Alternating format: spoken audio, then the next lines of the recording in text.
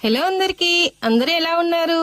Kalamkari 2 cut సారీతో నేనైతే frock design చేయాలనుకుంటున్నాను. Kalamkari saris length అయితే మనకి చాలా ఎక్కువగా వస్తాయి. ఇదైతే కాటన్ సారీ కాదు, సిల్క్ సారీ. దీని బోర్డర్ ఒకసారి అబ్జర్వ్ చేయండి. దీని బోర్డర్ గురించి మనమైతే తర్వాత మాట్లాడుకుందాము, గుర్తుపెట్టుకోండి. ఈ ఫ్రాక్ డిజైన్ చేయడం కోసం నేను కాటన్ లైనింగ్ అయితే 3 మీటర్స్ తీసుకున్నాను. ఈ కలంకారీ సారీకి పళ్ళు పార్ట్ అయితే రాలేదు, దాంతో పాటు బ్లౌజ్ కూడా రాలేదు. సారీ మొత్తం 5.5 మీటర్స్ అయితే వచ్చింది.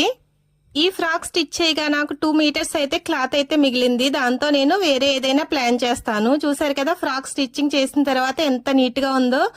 కొన్ని ఫ్యాబ్రిక్స్ మనకి చూడటానికి లుక్ అయితే బాగుండవు, కానీ స్టిచ్ చేసిన తర్వాత చాలా బాగుంటుంది. 3.5 మీటర్స్ తో నేను ఇలా షార్ట్ ఫ్రాక్ అయితే స్టిచ్ చేశాను. ఫ్రాక్ ఎలా ఉంది?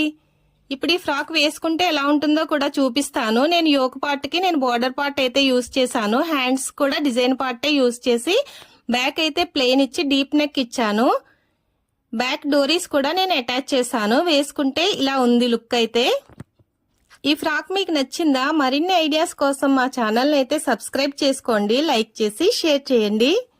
నాకైతే ఫ్రాక్ చాలా బాగా నచ్చింది. కలర్ కాంబినేషన్ కూడా చాలా బాగుంది.